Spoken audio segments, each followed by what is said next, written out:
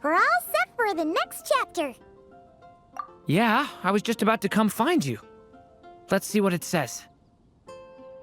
Now sprout to life the story's seeds, stirred by wind-born melodies. Then on that breeze the music leaves, fading into distant memories.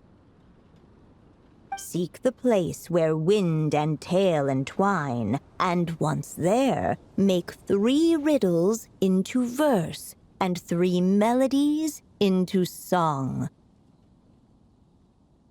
For in poetry and song will this story start to blossom.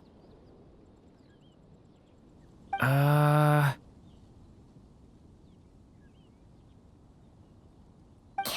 on! Another riddle? All that talk about wind and melodies?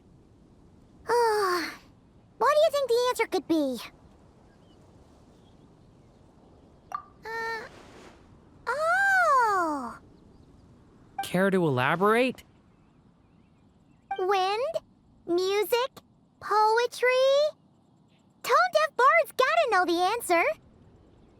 You mean Lord Barbados? Albedo introduced us when I first arrived in Mondstadt. I mean, someone like me was bound to catch his eye sooner or later. It's better that it's out in the open anyway. Now, how should we track him down?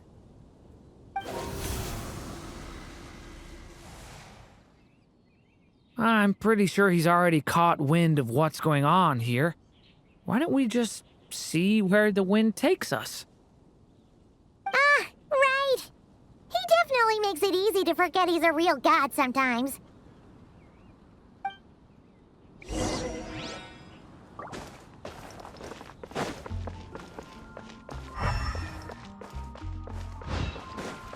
I'm gonna sing it one more time.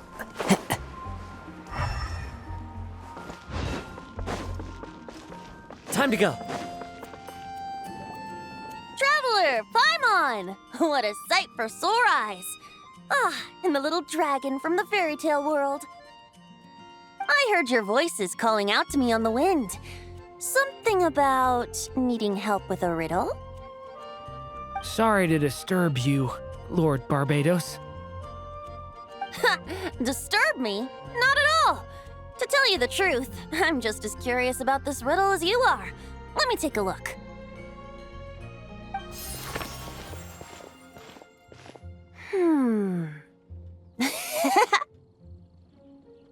What is it? Did you figure out the answer? 3 riddles and 3 melodies. That sure takes me back. The answer you seek lies hidden in memory.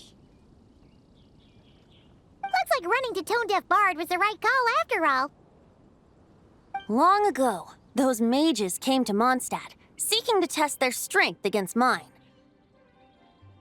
But I replied, let us make music, not war, and resolve our conflicts through song. So I strummed my lyre and sang them this verse. O wind, welcome now, my guests. Pass through verdant leaves unseen, where shape your formless self may take, and offer up a graceful scene, a fleeting gift for welcome's sake. Leap at the edge of a sea of clouds, where land meets sky and sky meets ground. There frighten off the noisy crowds and bring my guests a calm profound. Fly beneath the stars up high, where mortal noise is swept aside, that my dear guests with starry eyes may share the dreams they hold inside. Now go to where I vowed to keep a quiet spot for them to sleep. No clash, no contest bars the way, just tea and mirth to fill the day. There you have it, the 3 melodies. As for the answers to those 3 riddles, I trust you can guess them by now. The woods, the edge of a cliff, and the sky? Correct! Funnily enough, your mother was also the first to solve it, all that time ago. There must be some kind of special rapport between those who write stories and those who sing them. The woods, a cliff, and the sky. Oh! So that's where it is! I suppose the spot that answer points to is where you're headed next. You should know, after solving my riddle, the mages even accepted my proposal and made that location their official meeting spot. And going by what your book is suggesting, once you found it, you might want to try playing the melody I just shared with you. Guess you can be pretty reliable when it counts, huh? Great Animal Archon? Thanks for the help, Lord Barbados. Still got questions for me, huh? Yeah, you must have read countless tales in your time, being a wandering bard and all. In your experience, why might an author consider a story unfinished? Unfinished? Well, I guess if there's something left to accomplish in the story, or, oh! If the last line goes, "To be continued." Huh? Wow, your helpfulness lasted for like 1 second. In all seriousness, I would think the answer to that question lies in your mother's story itself. It's not my place to pry any further. All right then, we should get going.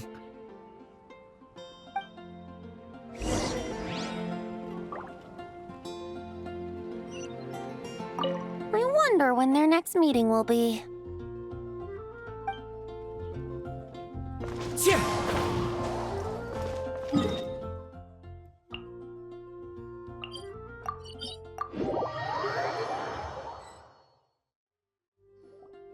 Okay, we're here!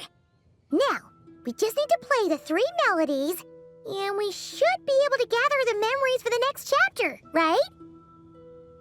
A musical performance? Huh. Out of all the things Miss Lisa has taught me, that's the one I'm worst at.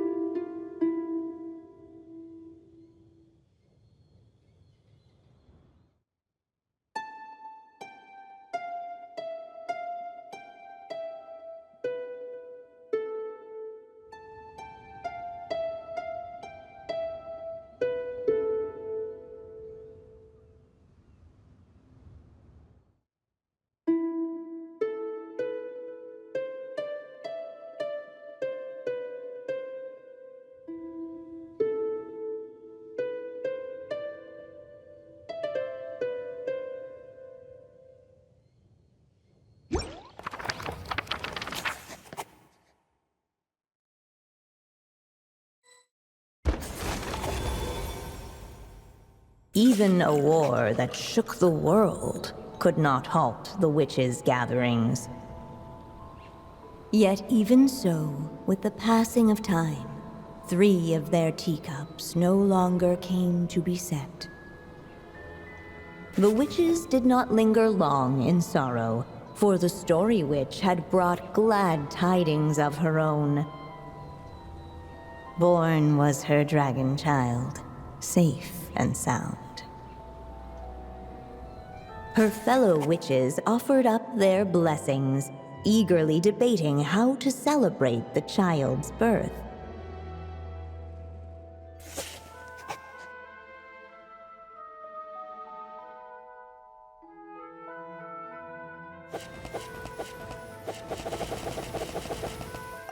In the end, they settled on the most vibrant balloons they could find.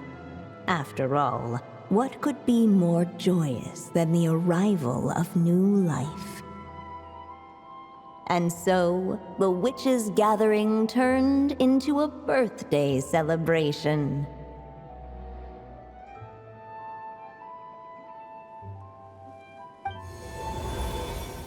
So, we're back in the story world, huh? As if from nowhere, new guests appeared at the witches' table. Perhaps they too had come to celebrate the dragon child's birthday. Yet while everyone else was busy thinking about what kind of gift to offer, these three seemed to have come empty-handed. Hardly the recipe for a warm welcome to a birthday party, now is it? A gift? Hey! What's this all about? We only just found out this was a party! While the guests voiced their complaints and grievances, perhaps they should have been wondering what kind of gift to give instead. So, we need to bring a gift to advance the story? Ah! But where are we supposed to get something like that? Perhaps it would be a good idea to have a look around. Why didn't you just say so?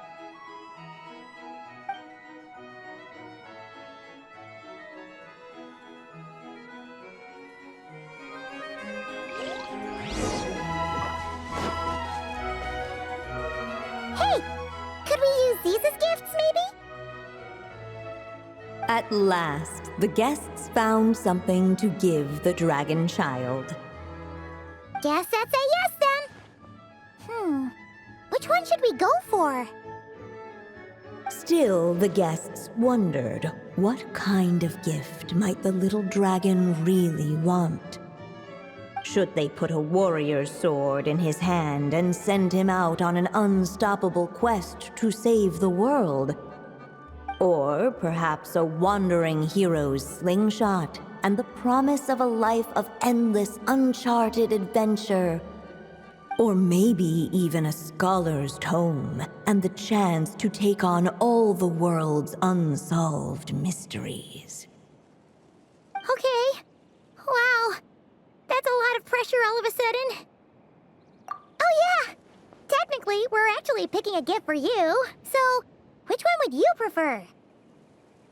You want me to choose? Wow, this feels kinda special. How come? For as long as I can remember, I've spent most of my time living in the stories my mother created. I always thought my mother had everything written out for me already, just like the toy figures in Constellation Metropole. What I wanted to do with my own future. Huh. That's something I've never really thought about. What did I want back then? Ah. This is the first time I've ever asked myself that question. Sounds like this is the perfect opportunity to answer it then. It's been a while since you left Simulanka, and after everything that's happened, it might be about time to start thinking about your future. Then let me give it some thought.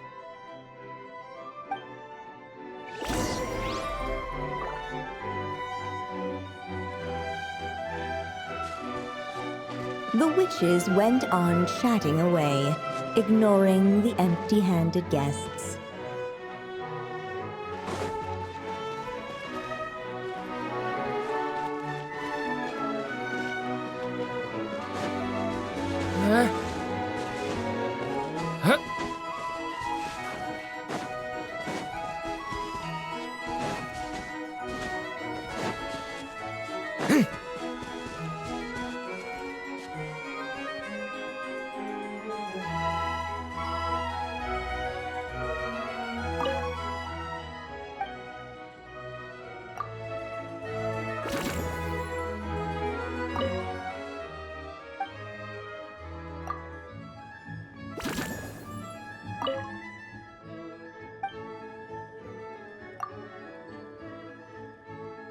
In the end, the guests settled on the Wandering Hero's slingshot. A wandering hero. So, you're an explorer, just like us. I guess you inspired me. During our journey from Mondstadt to Nodcry, we passed through many places and encountered all sorts of different people. But despite the immense distances between them, there was always one topic that kept cropping up. Your accomplishments. Well, we are world-renowned adventurers, after all. Come to think of it, isn't a wandering hero basically the same thing as an adventurer? I've always thought of adventurers as people who chase after stories, and in doing so, they also leave behind many of their own. I'd like to become someone like that too.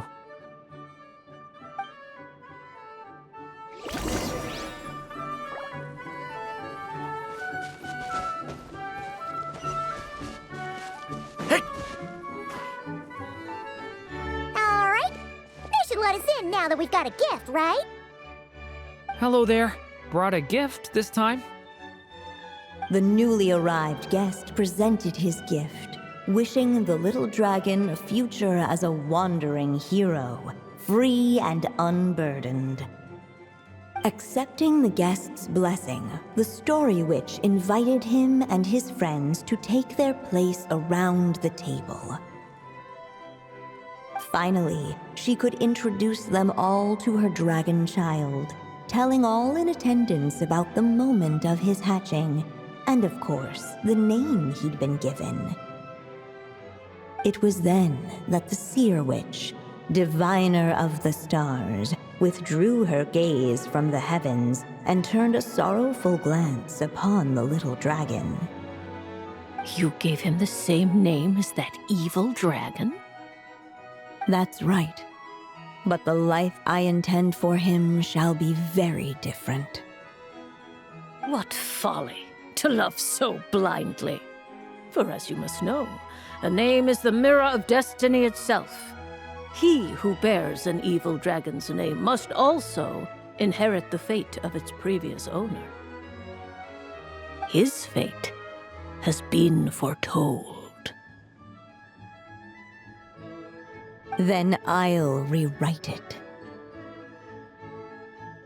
The witches at the table fell silent, for they knew the Seer Witch's words had never once proven wrong. Yet, just as clearly, they recognized the Story Witch's resolve, for there is scarce a force in this world more fearsome than a mother's love.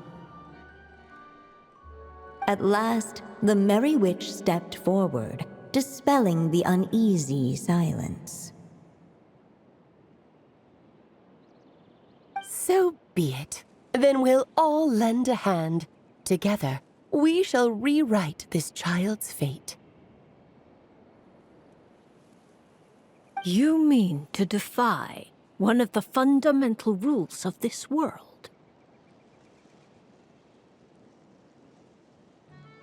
I refuse to be shackled by such rules. Besides, this is a witches' gathering, is it not? What could be more fitting a subject for this occasion than to defy them? Oh? Sounds like an interesting experiment. I suppose, were we to succeed in this endeavor, we might bring a touch of wonder to this otherwise dreary sky of stars. The Merry Witch finally talked them all round, just like she had done many times before. Warm and strong as the sun she was, so much so, in fact, that those who her light shined down upon had no choice but to bask in it.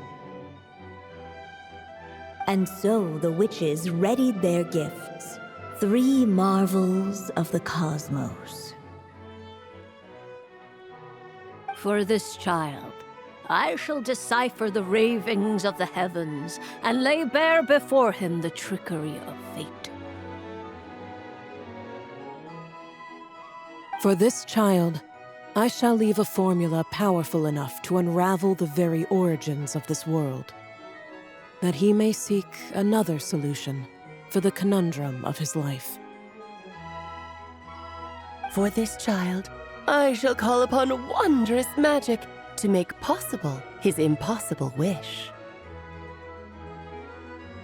All the Story Witch had was the pen in her hand, yet with the love that flowed from it, she resolved to bring forth a marvel of her own. For this child, I shall leave behind the last story I will ever write, and with it, a path to an ending yet untold. With the witch's blessings given and received, the little dragon's fate at last began to turn. In the midst of the dragon child's birthday celebration, the seer witch proclaimed her prophecy. The child had been given the evil dragon's name, and with it, the burden of its fate. But hearing this, the Story Witch vowed to rewrite it all, for such was her love and resolve. And so the other witches offered their gifts in turn, marvels as rare as any in the cosmos. Together, they sought to test one of the fundamental laws of this world, in part to support a mother's love, and in part to sate their own curiosity. Oh, and I almost forgot. Our new guests came bearing blessings of their own. Who knows? Perhaps this extra spark of life might be all the little dragon needs to change his fate.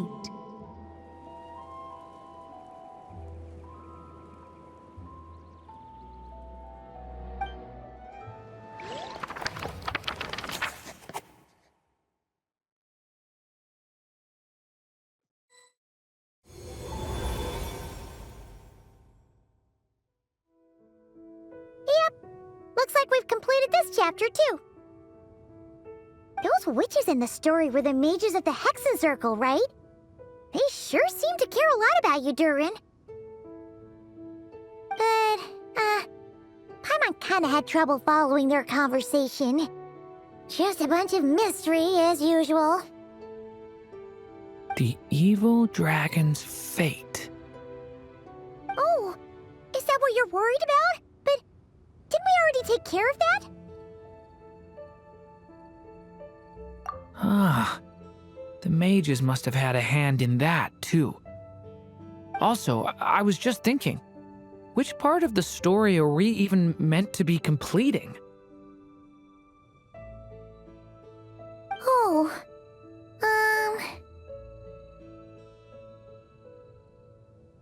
it feels less like we're filling in the gaps and more like we're adding something new altogether. But we use the ink, right? And the book hasn't given us any more clues, so that must mean our task is complete. At least for now. Yeah, I guess we're doing something right. Maybe I'm overthinking things. It's just, this is my mother's final wish, so I don't want to mess it up. Anyway, thanks for all your help. I'll let you know as soon as the book reveals a hint about the next chapter. Okay then. See you in the next chapter.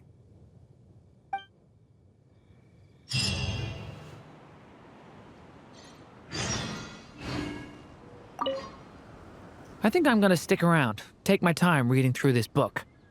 If you feel like jumping back into the story, just come find me.